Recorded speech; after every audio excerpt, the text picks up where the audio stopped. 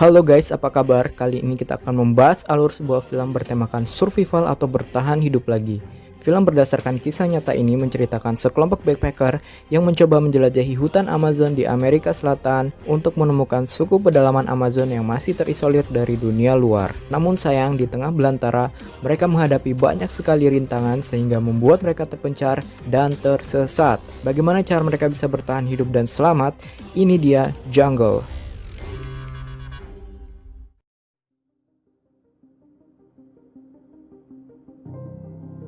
Oke, film ini bermula dengan memperlihatkan tokoh utama kita, Yossi Ginsburg, seorang backpacker yang sedang menumpang mobil bak terbuka melintasi salah satu jalanan terekstrim di dunia bernama Death Road yang berada di negara Bolivia. Ia bermaksud untuk menuju ke sebuah pulau yang berada di tengah danau untuk berkemah di campground yang berada di sana.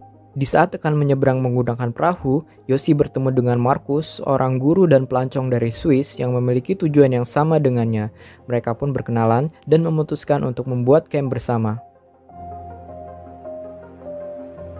Ketika mereka sedang berjalan-jalan ke kota di tengah pulau, mereka secara tidak sengaja bertemu dengan Kevin, seorang fotografer petualang yang juga merupakan teman dari Markus. Sebelum berpisah dan meninggalkan Bolivia, mereka kemudian memutuskan untuk menghabiskan sisa waktu bersama di La Paz, ibu kota Bolivia, dan menginap di penginapan yang sama.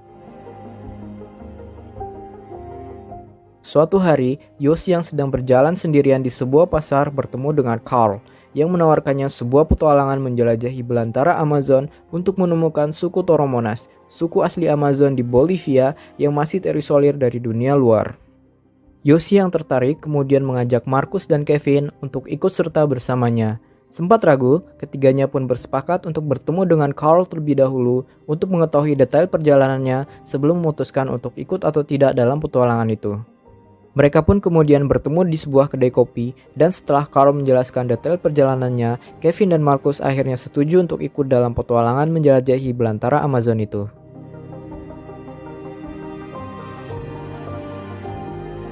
Setelah membeli perbekalan dan packing, mereka pun terbang menuju Apollo, sebuah daerah di Bolivia, untuk masuk melalui hutan Madidi, pintu masuk mereka menuju belantara Amazon. Dan disinilah petualangan mereka dimulai. Mereka pun mulai berjalan masuk semakin dalam menyusuri hutan belantara. Awalnya semua terasa menyenangkan sampai Markus mulai mengeluh tentang perjalanannya yang membuat Yossi dan Kevin mulai khawatir. Di tengah perjalanan, mereka sempat terpisah dengan Carl dan kehilangan arah yang menyebabkan mereka berselisih. Namun akhirnya mereka dapat terselamatkan oleh penduduk sekitar yang menunjukkan arah yang benar menuju desa terdekat. Akhirnya, mereka kemudian dapat bertemu kembali dengan Carl yang sudah menunggu di pinggir sungai, dan mereka pun sampai di desa pertama yang akan mereka lewati, yaitu desa Asariamas.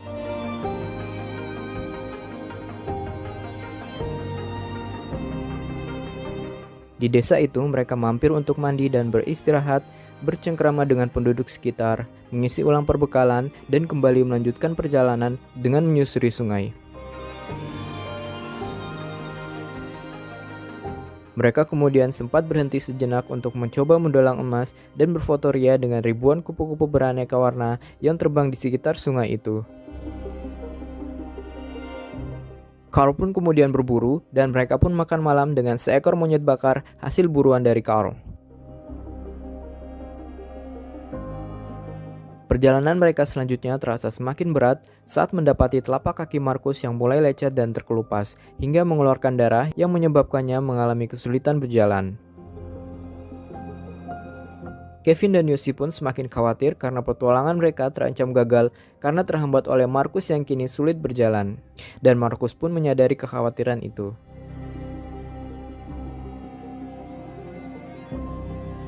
Carl pun kemudian merencanakan untuk kembali menuju ke desa Asariamas karena perjalanan mereka sudah tidak dimungkinkan dengan kondisi Markus saat ini. Alih-alih mengikuti rencana Carl untuk kembali ke desa Asariamas, mereka malah membuat sebuah rakit dan berencana untuk meneruskan petualangan mereka dengan menyusuri sungai. Namun di tengah perjalanan, Carl yang sedari awal tidak menyetujui rencana ini, kemudian terlibat perselisihan dengan Kevin yang merasa bahwa Carl tidak cukup cakap dalam memimpin mereka melewati jeram yang ada di sungai itu. Perselisihan itu menyebabkan Carl memutuskan untuk tetap kembali ke kota dengan atau tanpa mereka. Setelah ketegangan sedikit mereda, mereka pun akhirnya bersepakat untuk membagi dua tim dengan Carl dan Marcus yang akan kembali ke kota, sedangkan Yoshi dan Kevin akan tetap melanjutkan petualangan mereka dan akhirnya mereka pun berpisah.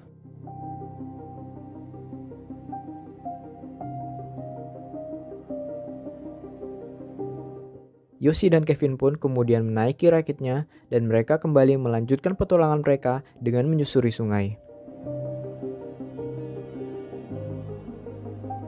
Namun naas karena terlampau asik menikmati suasana yang ada, mereka terlambat menyadari telah masuk ke dalam sebuah ngarai berarus deras yang menyebabkan rakit mereka kandas dan membuat Yoshi hanyut terbawa arus.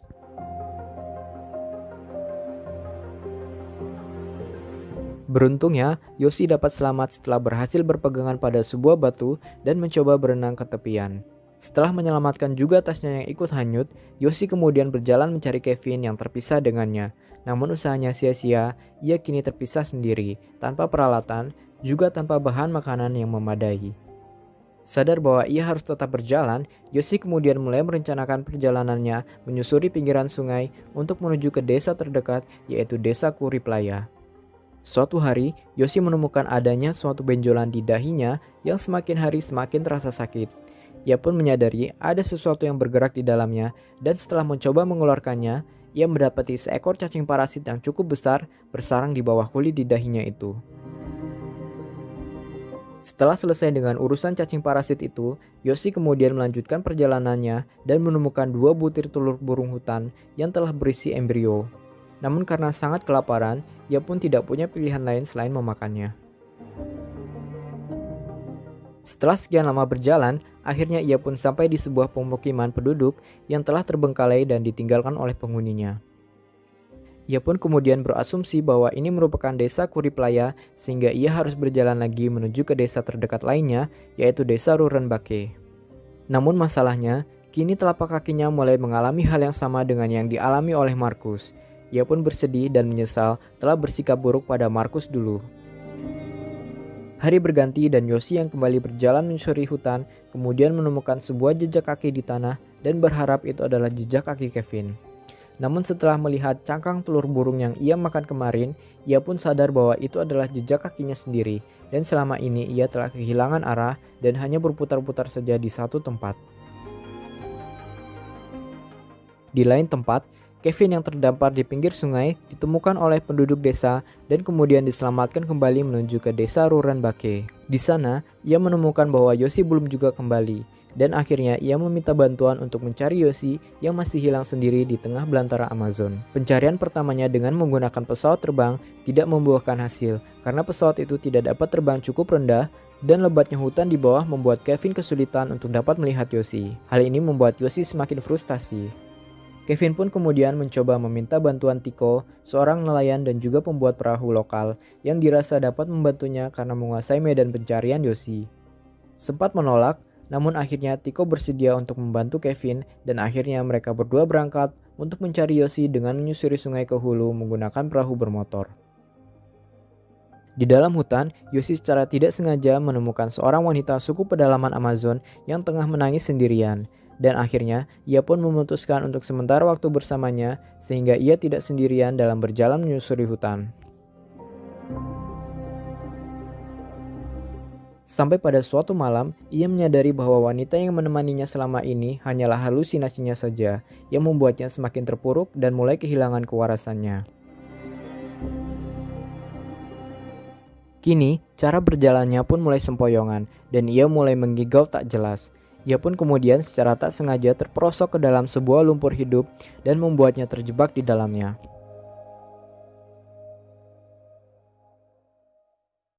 Tak ingin menyerah dan terjebak sampai mati di dalam lumpur itu, Yoshi kemudian berusaha menjangkau pucuk tanaman untuk membantu menarik keluar dirinya dari dalam lumpur hidup itu. Fisiknya yang kini semakin lemah membuatnya lebih sering mengalami halusinasi. Yoshi kemudian mendekati sebuah pohon yang penuh dengan semut api, membuka bajunya dan menggoyangkan pohon itu sehingga semut api itu berjatuhan ke tubuhnya. Ia pun mulai merasakan semut-semut api itu mulai menggigit sekujur tubuhnya yang membuatnya begitu kesakitan. Namun hal ini berhasil memompa adrenalinnya sehingga memulihkan kesadarannya dan memberikannya lonjakan energi untuk dapat berlari keluar dari hutan untuk sampai di tepi sebuah sungai. Di tepi sungai itu, Yoshi kemudian membuat sebuah tanda menggunakan bilah bambu membentuk huruf Y untuk inisial namanya. Hal ini untuk berjaga-jaga bila seseorang yang sedang mencarinya dapat melihat tanda itu agar tahu bahwa ia berada di sekitar situ. Esok harinya, Kevin yang sedang menyusuri sungai bersama Tiko sampai pada bagian sungai yang tidak memungkinkan mereka untuk meneruskan perjalanan ke hulu karena jeramnya yang terlalu berbahaya. Mereka pun memutuskan untuk kembali. Sayangnya, Kevin tidak menyadari tanda yang telah dibuat oleh Yoshi dan malah menendangnya. Ketika Kevin dan Tiko akan berputar, Yoshi terbangun dari tidurnya dan melihat keduanya.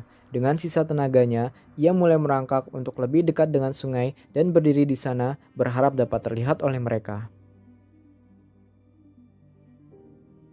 Untungnya, Kevin sempat untuk menengok kembali ke arah tempat Yoshi berada dan akhirnya ia menyadari keberadaan Yoshi yang sedang berdiri di sana.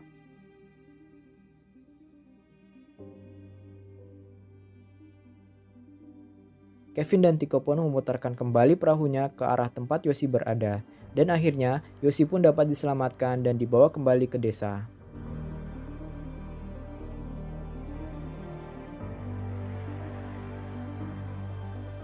Dan demikianlah Jungle. Oke guys, belakangan diketahui bahwa Marcus dan Carl tidak pernah sampai ke kota La Paz di Bolivia. Kevin dan Yoshi pun sempat melakukan pencarian keduanya, namun mereka tidak pernah ditemukan dan tidak diketahui keberadaannya hingga saat ini. Dan berikut ini adalah foto-foto asli Yoshi dan Kevin setelah diselamatkan.